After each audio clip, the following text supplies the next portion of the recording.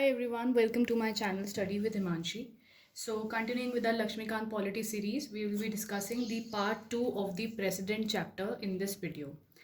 We have already discussed the part 1 yesterday, and in that part 1, we covered the things related to the election of the President, qualification of the President. We have already covered all of this.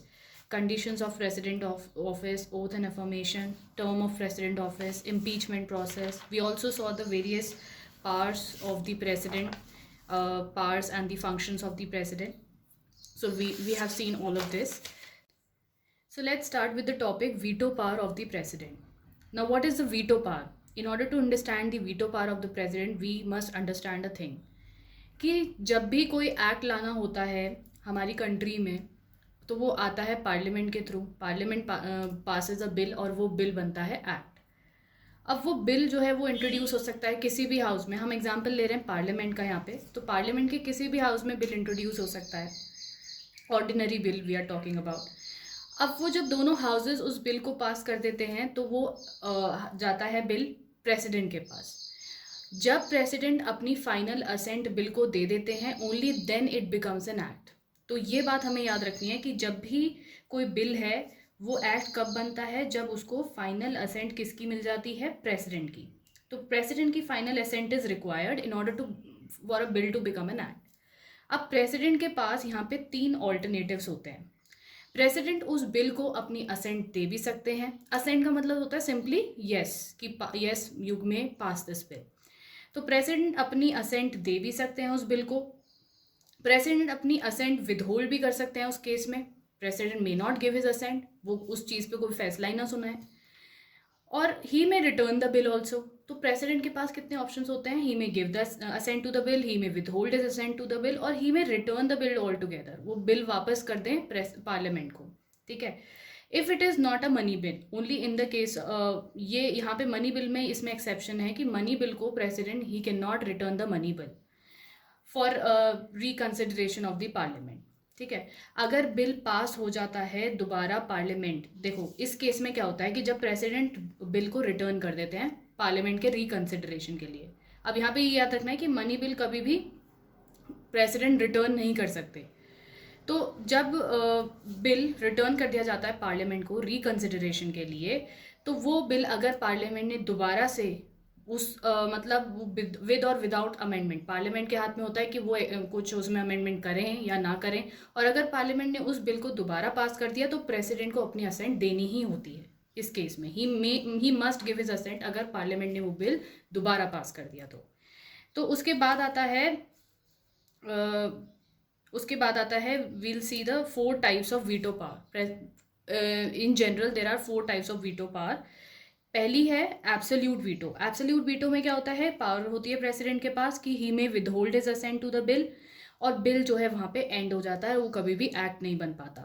President उस चीज़ के लिए reason दें ना दें वो उनकी मर्जी है, वो विदहोल्ड कर लिया उन्होंने उस अपना असेंट उस बिल के लिए, तो उसको कहते हैं एब्सोल्यूट वीटो। ठीक है। जैसे एग्जाम्पल है 1954 में प्रेसिडेंट डॉक्टर राजेंद्र प्रसाद ने अपनी असेंट विदहेल्ड कर ली थी पेप्सू अप्रोप्रिएशन बिल के लिए। ये एक एग्जाम्पल है। ठीक है। फिर दूसरा टाइप ऑफ वीटो पावर क्या है? दूसरा टाइप ऑफ वीटो पावर है सस्पेंसिव वीटो। सस्पेंसिव वीटो में क्या होता है? प्रेसिडेंट बिल को रिटर्न कर देते हैं एंड पार्लियामेंट उसको दोबारा से पास कर सकता है बाय दी ऑर्डिनरी मेजॉरिटी। ठीक है। कोई भी स्पेशल मेजॉरिटी रिक्वायर्ड नहीं होती। अगर पार्लियामेंट ने दोबारा से उस बिल को पास कर दिया ऑर्डिनरी मेजॉरिटी से, तो फिर प्रेसिडेंट को उसको असेंट देनी ही पड़ती है। तो that is suspensive veto. Suspensive veto में सिंपली ये होता है कि प्रेसिडेंट ने रिटर्न कर दिया बिल और पार्लियामेंट ने दोबारा से उसको ऑर्डिनरी मेजॉरिटी के साथ पास कर दिया, तो this is suspensive veto. Although ये जो रिटर्न करने वाली जो प्रोविजन है सस्पेंसिव वीटो, ये प्रेसिडेंट के पास ये पावर मनी बिल में नहीं होती है। Money bill can not be return. ठीक है। इसके बाद आता है पॉकेट वीटो। पॉकेट वीटो में क्या होता है? प्रेसिडेंट ना तो रेटिफाई करते हैं उस मतलब ना ही असेंट देते हैं, ना ही रिजेक्ट करते हैं, ना ही रिटर्न करते हैं। मतलब ये 3, ना ही उस बिल को असेंट दिया, ना उसको रिजेक्ट किया, ना ही रिटर्न किया। तो ये होता है पॉकेट। मतलब सिंपली लिया और वो बिल अपनी पॉकेट में रख लिया for an indefinite period of time and without any reason. ठीक है। कोई भी रीज़न दिए बिना। तो प्रेसिडेंट ये एक्सरसाइज कर सकते हैं क्योंकि कॉन्स्टिट्यूशन में हमारे इंडियन सिस्टम में पॉकेट वीटो इसलिए अवेलेबल है प्रेसिडेंट को बिकॉज हमारे कॉन्स्टिट्यूशन में कोई भी टाइम लिमिट नहीं दी है कि प्रेसिडेंट को कब बिल को असेंट देना है। कोई टाइम लिमिट होती है ना कि इस इतने टाइम के बाद प्रेसिडेंट को बिल को रिटर्न करना है, इतने टाइम के बाद असेंट देना है, नहीं देना है, रिजेक्शन जो भी है एक्शन वो इतने टाइम लिमिट में देना होता है। बट वो हमारे कॉन्स्टिट्यूशन में ऐसा कुछ कोई भी प्रोविजन है नहीं। जैसे यूएस में अगर आप देखोगे तो यूएस में प्रेसिडेंट को 10 दिन के अंदर बिल रिटर्न करना होता है। This is a provision in US. But हमारे यहाँ पे ऐसा कुछ नहीं है। तो इस वजह से हमारे यहाँ पे प्रेसिडेंट के पास पॉकेट वीटो पावर भी है। He may neither ratify it, not reject it, not return it. इसके बाद जो आता है वो है आपका फोर्थ वीटो, जो है veto power of president, that is qualified veto. Qualified veto जो है ये इंडिया के केस में अवेलेबल नहीं है प्रेसिडेंट को। इसमें क्या होता है कि क्वालिफाइड वीटो में ये होता है कि अगर प्रेसिडेंट ने अपना जो बिल है वो रिटर्न कर दिया, ठीक है, suppose president returns the bill, और यहाँ पे पार्लियामेंट को दोबारा, अगर प्रेसिडेंट ने एक बार बिल रिटर्न कर दिया तो पार्लियामेंट को उस बिल को दोबारा पास करने के लिए हायर मेजॉरिटी चाहिए होती है देन दी प्रीवियस मेजॉरिटी। जिस प्रीवियस मेजॉरिटी से वो बिल पास हुआ था उससे ज़्यादा मेजॉरिटी चाहिए होती है। तो इसको हम कहते हैं क्वालिफाइड वीटो। ये हमारे इंडियन सिस्टम के केस में नहीं है। हमारे में सिर्फ पार्लियामेंट दोबारा से ऑर्डिनरी मेजॉरिटी के साथ उस बिल को अगर पास कर देता है तो इट स्टैंड्स पास्ट, ठीक है। तो ये थे 4 टाइप्स ऑफ वीटो जो हमने यहाँ पे देखे, veto power of the president. अब यहाँ पे नोट करने वाली बात यह है कि president has no veto power in respect of constitutional amendment bill. Constitutional amendment bill में प्रेसिडेंट के पास कोई भी वीटो पावर नहीं है। ये बहुत इंपॉर्टेंट चीज़ है, note it down. And suspensive veto money bill के केस में नहीं है। 24th कॉन्स्टिट्यूशनल अमेंडमेंट एक्ट 1971 ने ये ऑब्लिगेटरी बना दिया था प्रेसिडेंट के लिए कि to give the assent to the constitutional amendment bill. तो कॉन्स्टिट्यूशनल अमेंडमेंट बिल को असेंट देना ही होगा। ये कौन से कॉन्स्टिट्यूशनल अमेंडमेंट एक्ट ने इसको मैंडेटरी बना दिया था, ऑब्लिगेटरी बना दिया था प्रेसिडेंट के लिए? 24th constitutional amendment act 1971। इसके बाद हमको देखना है presidential veto over state legislation. Now president के पास जो है ये वीटो पावर पार्लियामेंट में ही नहीं, स्टेट लेजिस्लेशन के ऊपर भी अवेलेबल है। अब वो कब होता है? सपोज एक बिल पास हुआ स्टेट लेजिस्लेचर में, ठीक है, वो एक्ट कब बन सकता है? जब उसको गवर्नर की फाइनल असेंट मिले। और एक और केस होता है जब गवर्नर सपोज किसी बिल को प्रेसिडेंट की कंसिडरेशन के लिए रिजर्व कर देते हैं। कई बार ऐसा होता है कि गवर्नर जो है उस बिल को प्रेसिडेंट की कंसिडरेशन के लिए रिजर्व कर देते हैं उस बिल को और प्रेसिडेंट को भेज देते हैं। तो अब वहाँ पे प्रेसिडेंट के पास वीटो पावर आ जाती है ओवर द स्टेट लेजिस्लेशन। कैसे? He may give the assent to that state legislation. जो स्टेट लेजिस्लेचर का बिल है उसको प्रेसिडेंट इस केस में असेंट दे भी सकते हैं, विदहोल्ड भी कर सकते हैं असेंट, या बिल को रिटर्न भी कर सकते हैं। और इस केस में क्या है कि president is not bound to give his assent to the bill अगर वो स्टेट लेजिस्लेचर दोबारा पास भी कर देती है तो। जैसे हमने पार्लियामेंट के केस में देखते हैं कि पार्लियामेंट में अगर प्रेसिडेंट ने वापस कर दिया कोई बिल, रिटर्न कर दिया, तो पार्लियामेंट उसको दोबारा से ऑर्डिनरी मेजॉरिटी के साथ पास कर देता है, तो it has to be pass by the president. President को फिर असेंट देना ही होता है। बट स्टेट लेजिस्लेचर के केस में नहीं है ऐसा। अगर कोई बिल प्रेसिडेंट की कंसिडरेशन के लिए रिजर्व्ड है और प्रेसिडेंट ने वो बिल रिटर्न किया और दोबारा स्टेट लेजिस्लेचर ने उसको पास किया, तो प्रेसिडेंट के लिए मैंडेटरी नहीं है कि वो उस बिल को अपनी असेंट दे या दे ही, ठीक है। तो ये वाला पॉइंट काफ़ी इंपॉर्टेंट है और ये थोड़ा डिफरेंट है as compare to the provision in the parliament. तो state legislature can't override the veto power of the president. Simply ये मतलब हुआ इसका। गवर्नर के पास भी 3 तरीके की वीटो पावर होती है, that he may give the assent to the bill, withhold the assent to the bill, जैसे प्रेसिडेंट के पास होती है, वो रिटर्न भी कर सकते हैं बिल, या वो चौथी जो इनके पास पावर है वो ये है कि वो बिल को प्रेसिडेंट की कंसिडरेशन के लिए रिजर्व कर सकते हैं। तो these are the veto powers of the governor. इसके बाद हम देखते हैं ordinance making power of the president. Ordinance making power of the president से रिलेटेड जो प्रोविजन है वो आर्टिकल 123 में है। काफ़ी इंपॉर्टेंट आर्टिकल है 123। अब इसमें it has some force and effect as an act of parliament but are in the nature of temporary laws. तो ऑर्डिनेंस जो होता है उसका क्या मतलब है? उसका सेम फोर्स सेम इफेक्ट है जैसे कोई भी एक एक्ट होता है पार्लियामेंट का, बट ये एक टेम्परेरी लॉज के नेचर में होता है बिकॉज ऑर्डिनेंस को अप्रूवल मिलना चाहिए दोनों हाउसेज में। तो टेम्परेरी लॉ है एक तरीके से, but same force same effect होता है as an ordinary act of the parliament. अब 4 कंडीशंस हैं जहाँ पे ऑर्डिनेंस जो है प्रेसिडेंट प्रमलगेट कर सकते हैं। वो कौन कौन सी कंडीशंस हैं वो देखते हैं। 4 कंडीशंस आर कि पहला ये है कि promulgate ordinance only when both the houses of parliament are not in session. जब दोनों हाउस पार्लियामेंट के सेशन में नहीं है, उनकी वो असेंबल्ड नहीं है, तो तब ऑर्डिनेंस प्रमलगेट किया जा सकता है। या फिर either of the two houses is not in a session, एक भी हाउस अगर सेशन में नहीं है, क्योंकि कोई भी बिल है उसको पास होने के लिए दोनों हाउसेज की अप्रूवल इज रिक्वायर्ड। अगर एक भी हाउस एब्सेंट है, उस सेशन में नहीं है, तो वो बिल पास नहीं हो सकता। तो ऑर्डिनेंस अगर दोनों हाउस सेशन में नहीं है या एक हाउस भी सेशन में नहीं है, कोई सी भी लोकसभा या राज्यसभा में से, तो ऑर्डिनेंस जो है प्रेसिडेंट प्रमलगेट कर सकते हैं। Second condition is only when he is satisfied कि सर्कमस्टेंसेस ऐसे हैं जहाँ पे ये नेसेसरी हो गया है कि उनको इमीडिएट एक्शन लेना है, कोई लॉ लाना है या एक्ट बनाना है, तो उस केसेस में ही ये ऑर्डिनेंस पावर यूज़ होनी चाहिए।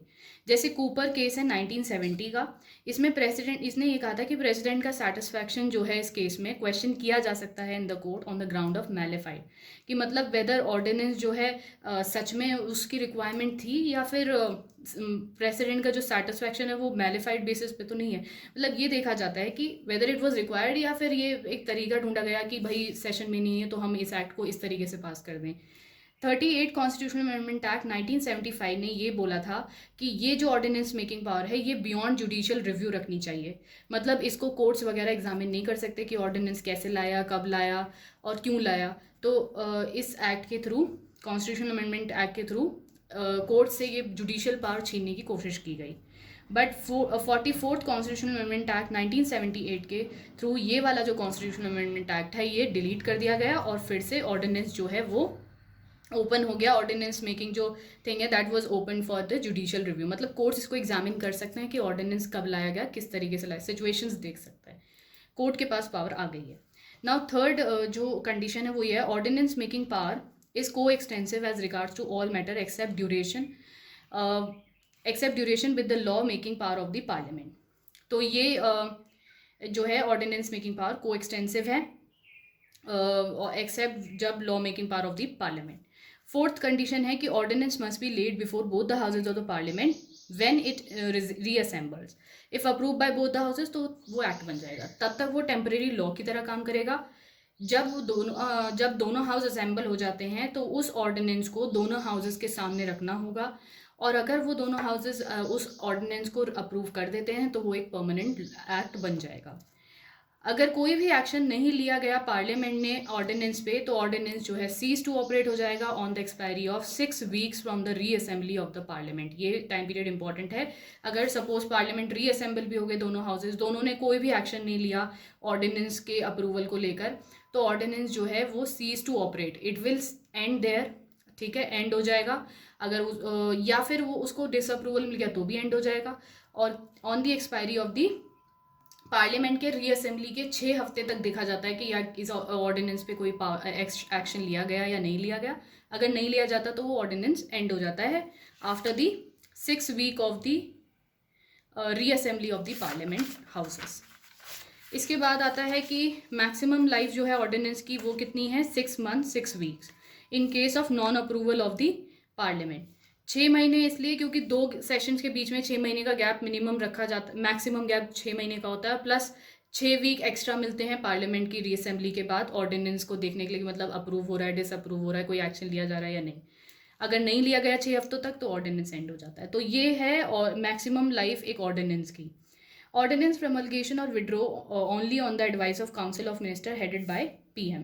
तो ऑर्डिनेंस को प्रमलगेट करना है या विड्रॉ करना है, ये दोनों ही जो प्रेसिडेंट की पावर है ये वो एक्सरसाइज करते हैं on the advice of council of minister which is headed by the PM. तो प्रेसिडेंट अपनी मर्जी से कोई भी ऑर्डिनेंस प्रमलगेट या विड्रॉ नहीं कर सकते हैं। Ordinance can be issued to amend the constitution. Now this is a very very important thing कि कॉन्स्टिट्यूशन को अमेंड करने के लिए ऑर्डिनेंस नहीं लाया जा सकता।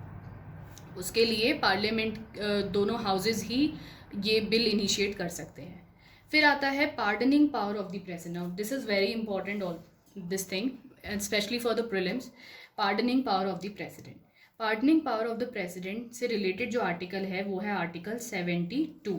Article 72 is related to the pardoning power of the president. And president के पास पार्डनिंग पावर कौन कौन से केसेस में है, 3 केसेस में होती है। एक तो होती है जब पनिशमेंट या सेंटेंस जो है offence against the union law हो। पार्डनिंग पावर क्या होती है, देखो किसी ने कोई क्राइम किया है, किसी को कोई सेंटेंस जेल टर्म मिली है या कोई सज़ा मिली है, पनिशमेंट मिली है, तो प्रेसिडेंट के पास पार्डनिंग पावर होती है। अब वो 3 केसेस में होती है।